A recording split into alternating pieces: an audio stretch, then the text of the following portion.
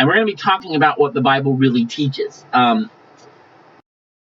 So bear with me. This is not entertainment. Hopefully you'll understand that what we're doing here is we're proclaiming the gospel. When I was young, I had this friend who was fascinated with telephone booths. I never quite understood it, but he was really into Superman.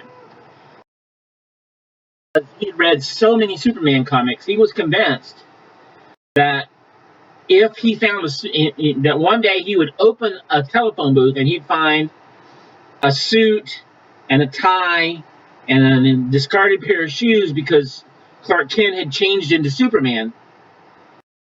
And he thought, perfectly good suit of clothes in the phone booth, bigger.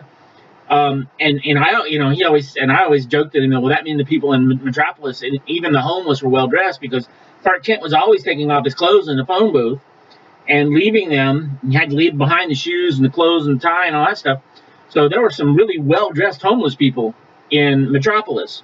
Not that Metropolis existed, but when I was a kid, But I want you to pretend for a moment, for the sake of the illustration, you did find a suit or a tie in a telephone booth. Proving that the comic book world is real and Superman does exist. But let me ask you a critical question. Was there a human being, if you could really find this, was Clark Kent a human being that really existed? Now, I realize that this is fiction, and we're talking about a comic book hero, but if you found the suit and tie, could you run around and say, well, there's really a human being named Clark Kent? And the answer, of course, would be no. No human being named Clark Kent ever existed. Even in this comic book world, Clark Kent wasn't a real person.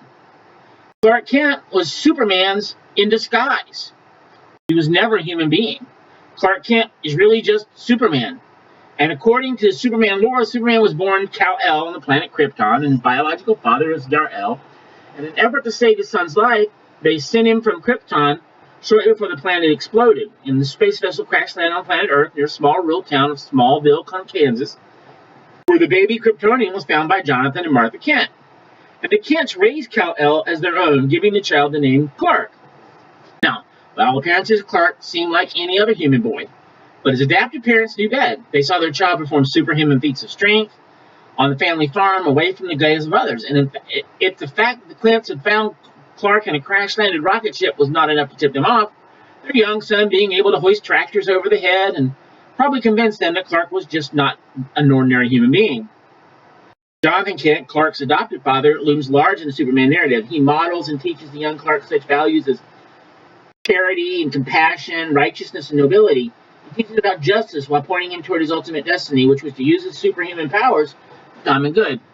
But Kent also teaches the young Clark to blend in with others, to appear as normal as possible. For if Clark is to maintain and maximize his impact on the world, he had to appear to be an ordinary human being, no different from anybody else.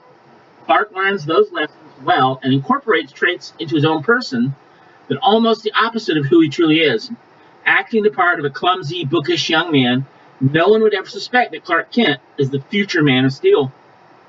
He graduates from Smallville High School and he moves to Metropolis and keeps his identity secure. The big city's the ideal place to fight crime, while still maintaining his seemingly human alter ego. Okay? Certainly, at least initially, his work colors, Lois Lane and Jimmy Olsen, don't suspect that the still clumsy and rather nerdy Clark Kent is actually Superman. But it's actually who Clark Kent is. Clark Kent is just a persona, a costume, a charade that conceals the reality behind the facade. And you're sitting here thinking, okay, Pastor Mike, what has this got to do with what we're talking about? Well, just bear with me a second. The danger threatens, Clark Kent cowers and runs away, uses the nearest phone booth to shed his suit and tie. But it's all an act. Superman is the most powerful being on the face of the earth. He is, as we well know, faster than a speeding bullet, more powerful than a locomotive, able to leap tall buildings in a single bound. He's not weak, he's not clumsy, he's not foolish, and he's not afraid. He is every sense of the name Superman. See, the reason I bring this up, and the reason we're talking about this, is because I believe there's many in the church who assume that that's who Jesus is. Some read the Gospels in the Bible and dismiss all the talk of humanity of Jesus, because Jesus was really God in disguise. There was no human named Jesus, not really. That was just a persona, a costume, a charade. that concealed the reality beneath the disguise. Jesus just appeared to be human. He just seemed to be a man. And unfortunately, there's many in the church who think, oh, Jesus was just God pretending to be a human being. He came to earth and did all this stuff, but he never really was human. He was God the whole time. And while the Bible teaches that he was deity, that he was God incarnate, he was still completely human. Is this your picture of Jesus then? Stronger than demons, craftier than a Pharisee, able to clear out temples with a single whip? Look, up on the mountain, it's Moses, it's Elijah, it's the Son of God, man. Yes, it's the Son of God, man. Strange visitor from up above, who came to earth with powers and abilities far beyond those of mortal men. Jesus Christ, who can walk on water, multiply loaves and fishes into a meal for thousands, and who, disguised as mild-mannered Jesus of Nazareth, itinerant preacher from Galilee, fights a never-ending battle for truth, righteousness, and the kingdom of God. Now, I suspect many Christians, even well-meaning ones, have this exact notion of Jesus, but it's actually far from what the Bible reveals to us about Jesus. Now, many Christians are very good at arguing for, and rightly so, the deity of Jesus Christ. We believe that Jesus Christ was absolutely and fully God. Unfortunately, we're so adamant about affirming the deity of Jesus that we ignore or even discount his humanity. I would go so far to say that many Christians today do not know what to make of the humanity of Jesus. After all, how can humanity and deity coexist in one person? We know that Jesus was the Son of God. Perhaps, like Superman, he just seemed to be human. Such thinking, though well-intentioned, is absolutely heresy. It's dead wrong. And I call it the Superman heresy. But it's been around a lot longer than that. The early church was quick to recognize the Jesus, the deity of Christ, but it was not long before the question rose, how can Jesus both be human and divine in the same time? Obviously, one very easy way in the answer was to deny such a combination is even possible. Eliminate either the true humanity or the true deity of Jesus, there's no more difficulty. And if you're committed to the deity of Christ, then you really only have one option then. Deny that Jesus was ever actually human. Oh, sure, Jesus might have looked like a human, but he wasn't really. He was just good at pretending. He just only seemed to be human. Much like the way Clark Kent wore glasses, a suit, and a tie in his human disguise. So Jesus wore the first century garb and disguise of humanity. The church eventually called this way of thinking docetism, from the Greek word dokium, meaning to seem. We also know that what that basically teaches is that spirit is good, mortal flesh is evil, and Jesus wasn't no part of evil, so therefore he must have been God in disguise. He was only pretending to be human.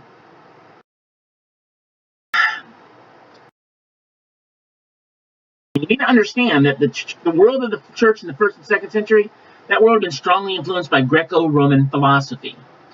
Prominent teaching based loosely on Platonic dualism, where it was the radical, ethical, and essential separation between the spiritual and the material. To a dualist, the material world was shameful and evil, while the spiritual world was noble, pure, and good. Not every Roman citizen in the 1st century shared this view, but enough did that such thinking quickly wormed its way into the young church. Dualism was such an issue that the Apostle John had to go out of his way to affirm the humanity and physicality of Jesus to the early church. What was from the beginning, what we have heard and what we have seen with our eyes, what we have observed and touched with our hands concerning the word of life, that life was revealed. And when we have seen it, and we testify and declare to you that the eternal life that was with the Father and was revealed to us, what we have seen and heard, we also declare to you. What that's saying here, folks, what all that means is, John's telling his Christian readers that he is an eyewitness of the incarnation of Jesus Christ. You can almost hear John saying, Jesus really was human. He really walked the earth. I saw him, I touched him with my very own hands. It was this very human, very real Jesus that we preached to you. John was adamant Jesus really did come in the flesh. Docetism later got a big boost from a false teaching that crept in the early church called Gnosticism. In fact, many believe that John and even Paul's New Testament letters addressed early forms of Gnosticism. Gnosticism was a syncretistic or mulligan stew-like religion, borrowing and combining elements of Greco-Roman philosophy and religion, Christianity, Judaism. Gnosticism's core tenet was that the secret knowledge was necessary for salvation, and that God, who was good and spiritual, could have no direct interaction with the material world. The goal of humanity was to escape the confines of the material world, both now through rigid asceticism and in the life to come. A full-blown Gnosticism did not arrive on the scene until the 2nd century, but Docetism, an essential part of Gnosticism, had arrived in the church much earlier. Now, this kind of dualism, the teaching that material is inherently evil and spiritual is inherently good, is completely at odds with biblical Christianity, folks. The Bible teaches that God created the world directly, speaking it into existence. He created Adam and Eve in his image. An essential part of Adam and Eve was their bodies. It does not mean that God has a body. Jesus was clear that God is spirit, and he has no body. But when God created man and woman in his image, he gave them bodies. I suspect this was to enable the first man and woman and all the others after them to imagine God in this world the way he wanted it done. Just as importantly, the Bible teaches that an essential aspect of our salvation is the resurrection of our bodies. You know, those who believe this have missed the part in the Bible where it talks about we will be raised, we will be resurrected, we will get resurrection bodies. We're not going to be a bunch of ghosts floating through eternity. We're actually going to have physical bodies, perfect bodies with no more sin, no more death, no more pain, no more misery. Well, what does all that mean if you're a ghost? You're not. You're never going to be a ghost or an angel or any of that other stuff. You will get a full human resurrected body. Perfect one, the one that God created us to be first in the first place before Adam and Eve sinned. But it's still a body. It's still a material, physical thing. The Bible could not be clearer that Jesus was fully human. His humanity was prophesied long before the birth in Bethlehem. He was born like any other human. Really, he lived, grew, and did all the things that humans did. The Bible says that Jesus was fully human. He was predicted by the prophets. Prophets anticipated long before Jesus was born that God would work his salvation plans for the man who was to come. 1,000 years before Jesus was born, David, the second king of Israel, had it in his mind to build a really nice temple for the Lord. As the Lord had blessed him in myriad ways, not the least of which a fantastic palace and a simple tent. The house of the Ark of the Covenant of God looked like, a simple tent. The Lord responded to the Ark of the Covenant. The Lord responded to David's offer by sending the prophet Nathan to tell him that rather than David building a house for him, the Lord would build a house for David. The Lord wanted to say, when your time comes and you rest with your fathers, I will raise up after you your descendant, who will come from your body, and I will establish his kingdom. And he is the one who built a house for my name, and I will establish the throne of his kingdom forever. Catch that? I will establish the throne of his kingdom forever. Theologians call this the Davidic covenant, and it's one of the most important events recorded in the Bible, because in the covenant, God committed to work his plan of redemption in and through the house of David. Guys, he's not talking about Solomon here. He's not talking about the temple that Solomon built. He is talking about a descendant of David named Jesus Christ. Solomon did reign more than a prosperous king than his father, and he did build a temple. But his reign did not last forever. He died, and the temple he built was destroyed by the Babylonians in 500 BC. The fulfillment awaited someone else from the line of David, a future son, and that is what we need to emphasize. God's promise would be filled by a boy being born from the family of David, a human boy. Not God pretending to be a human, but a real-life human being. More than 700 years before Jesus was born, the prophet Isaiah predicted, therefore the Lord himself will give you a sign. See, the virgin will conceive and have a son and name it Emmanuel. I grant you this was going to be no ordinary baby, given that it's clear that the conception of Jesus was absolutely remarkable. A one-of-a-kind event. But that does not mean that the virgin's baby would be anything less than human. The child would be called Emmanuel, meaning God with us, indicating there was going to be something divine about the child as well, and we'll discuss the implications of the divinity of Jesus in the next in next week. And really for the rest of our session. But for now, recognize that it was predicted that a woman was going to give birth to a son, a boy, a human boy. Noting in the prophecy, nothing in the prophecy suggests that he would be anything less than human. There is plenty to suggest that he would be more than your typical human, but would not be less. At about the same time Isaiah was alive, the prophet Micah predicted that a great ruler would be born in Bethlehem. The ruler would stand and shepherd them in the strength of the Lord, in the majestic name of the Lord his God. The baby born in Bethlehem would be great, but a great human. There are other passages that would be considered, but they make the same point. The Lord had a plan to redeem his people. He announced it through his prophets centuries in advance. And the plan focused on a man. The prophetic anticipation is more because it demonstrated Jesus' humanity was not an afterthought or an accident or an ad hoc addition to God's master plan. The humanity of Jesus is essential to God saving us. To be sure, Jesus is a remarkable man, but he is truly a man. He's not just God in disguise. Jesus was born and grew up like any normal human being. Luke recorded the birth of Christ in the second chapter of this gospel. Anyone who's never watched the Peanuts Christmas special, or Charlie Brown's Christmas, is well acquainted with Linus' famous reading of the passage. Because of a census decreed by Caesar Augustus, all people in the Roman Empire were to travel to their ancestral homes and register.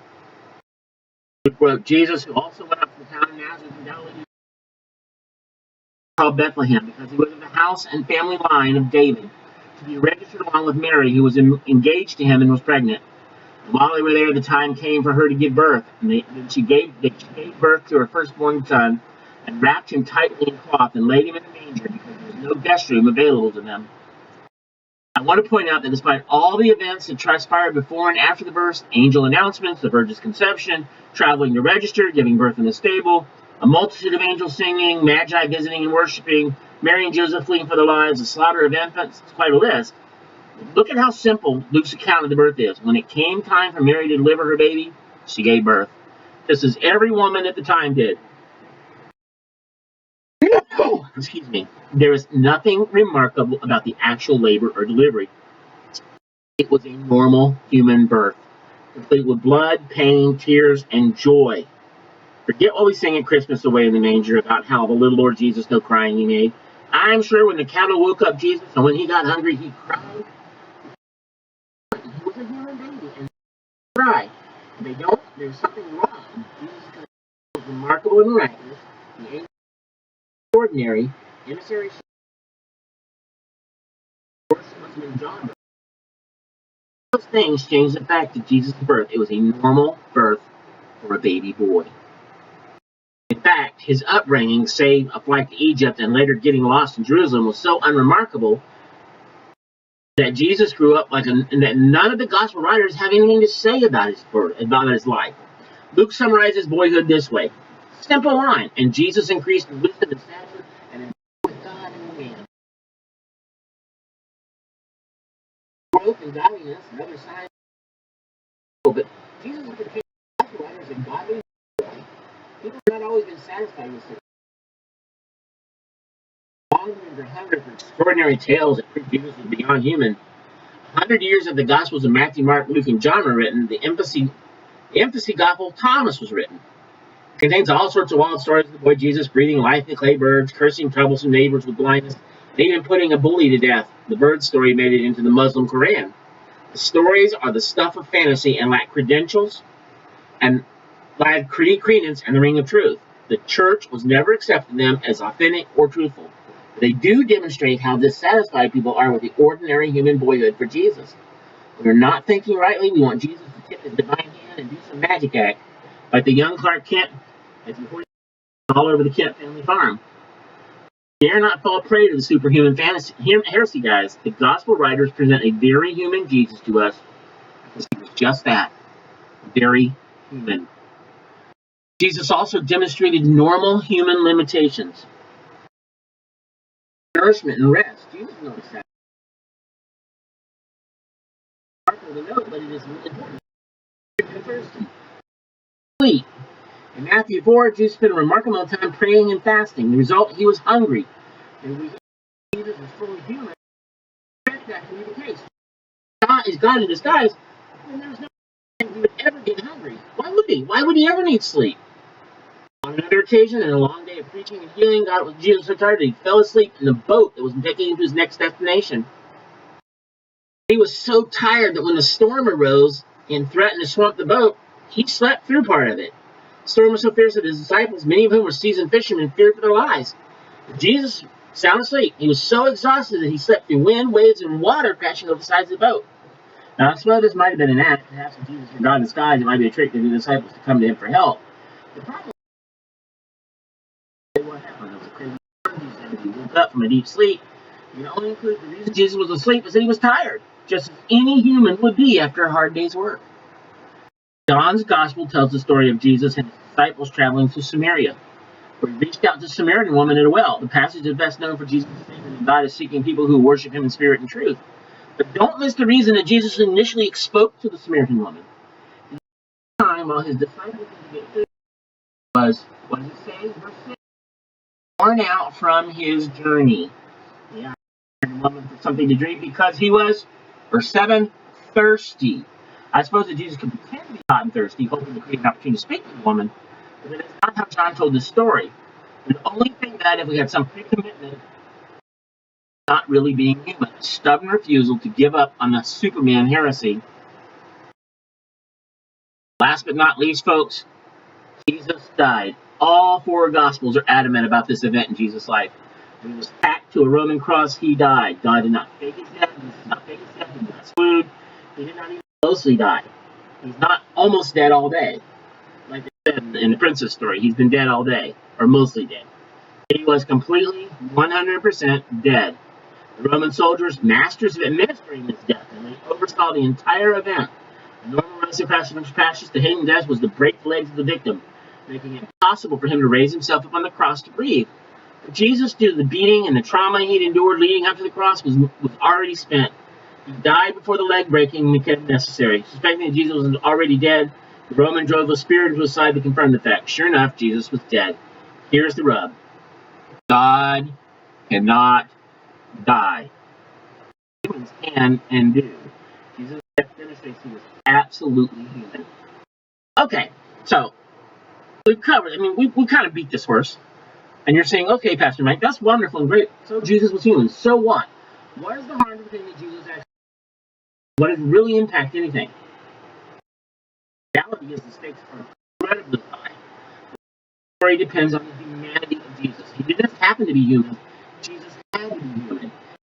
Human, then we lose nothing less than the gospel. And you and I, in turn, lose any hope for being saved.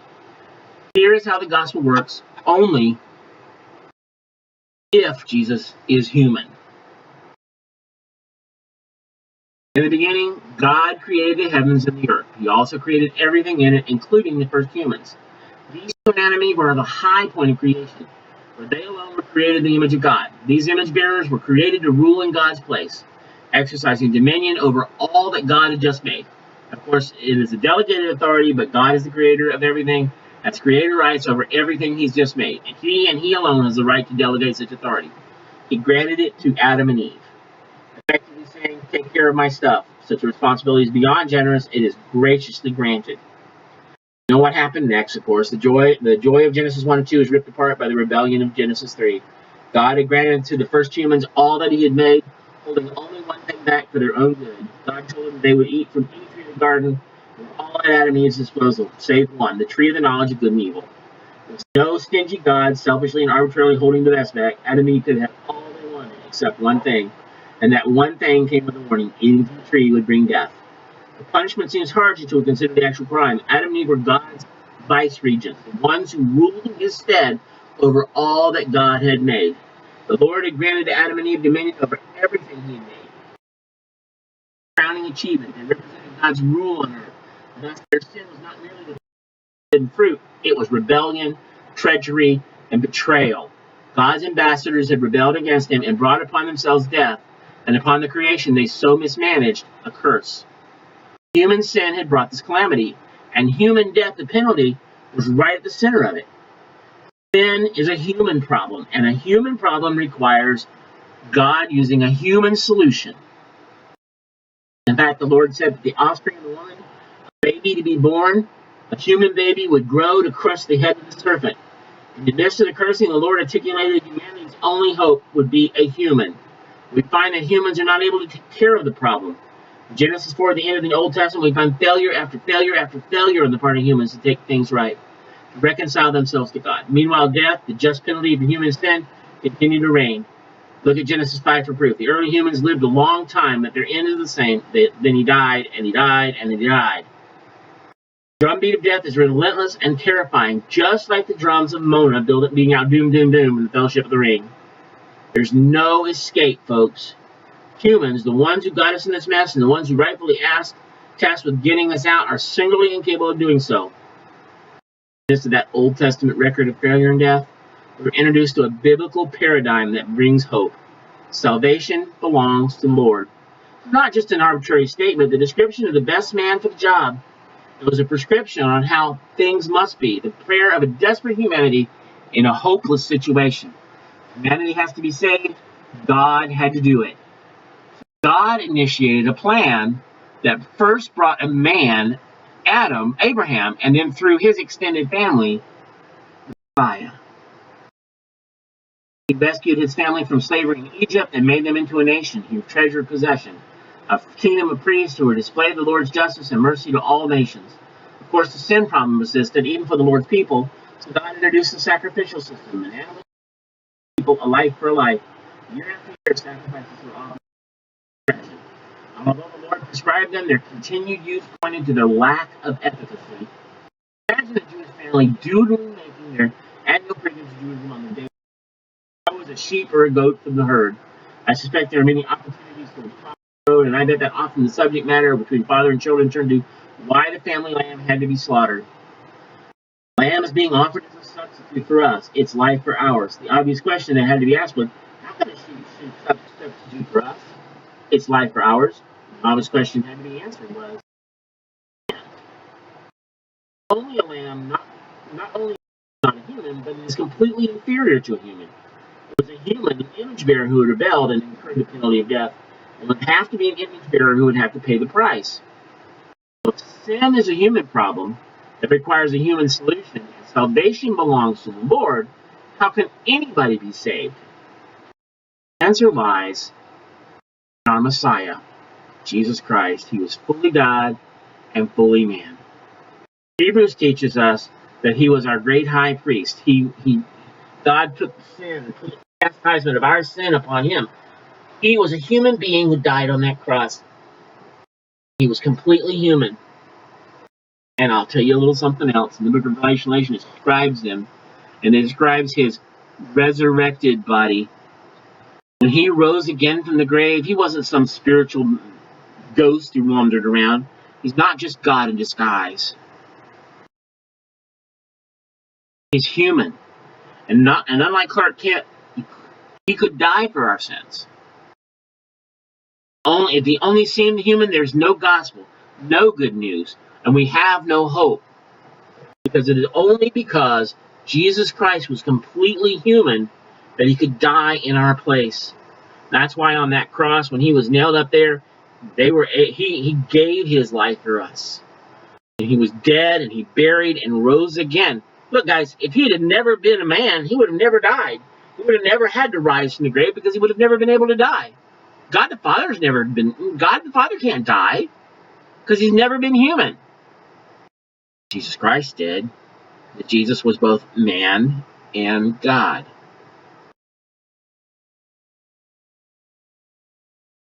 He's the only one who could offer himself as a substitute for human sin because he was one of us.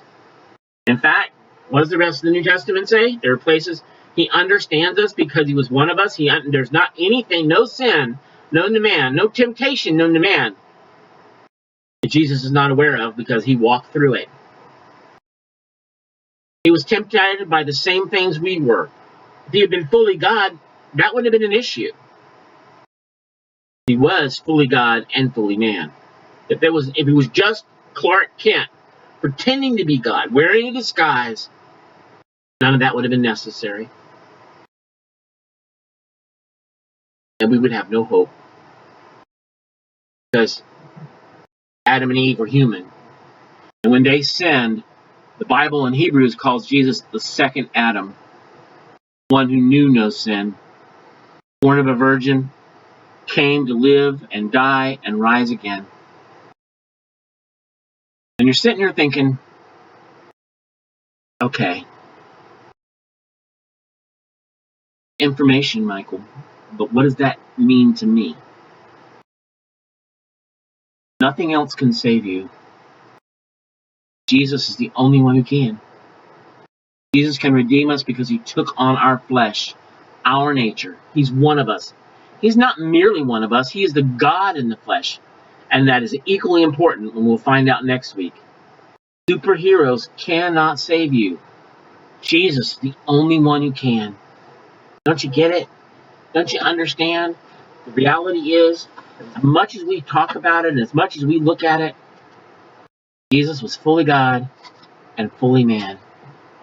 And because of his human nature, he came to earth and died on a cross for us.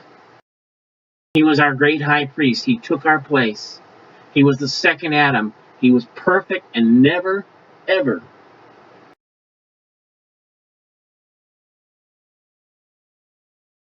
never, ever had to deal with that. I mean, you need to understand this for one very important reason. Because Jesus Christ understands your struggles, understands your sorrows, understands your pains. Because he is fully God and fully man. He knows your temptations. He knows your hurts.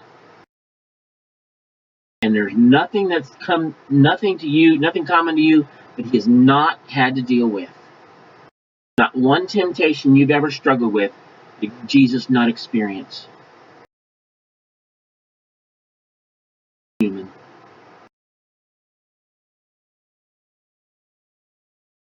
Jesus is the only one to save you. If you listen and you heard nothing else I say, understand. Because of who he is,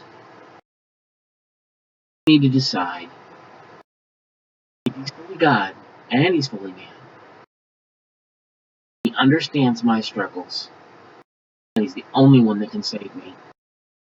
Not God in disguise. He's not going to jump into a phone booth and jump out in a Superman suit, super savior suit. Not. Oh, he's fully God. He's also fully man.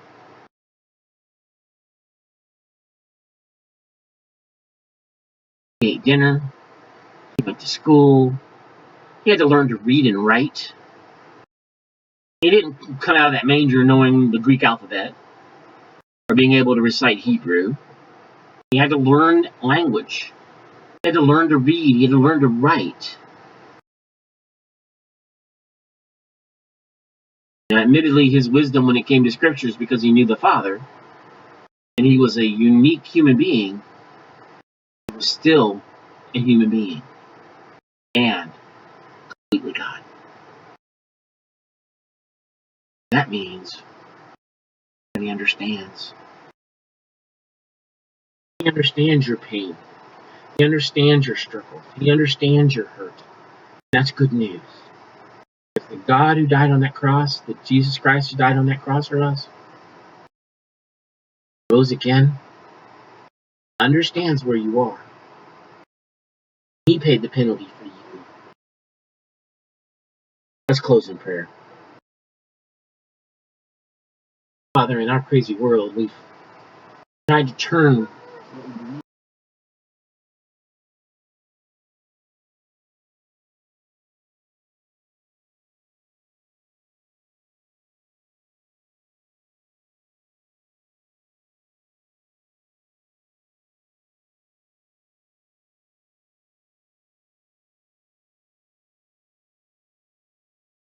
understands the loss of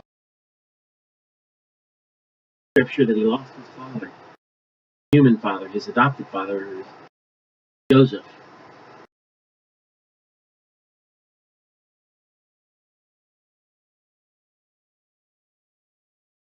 Understood when it turned, when friends turned their backs on him because they thought he was crazy.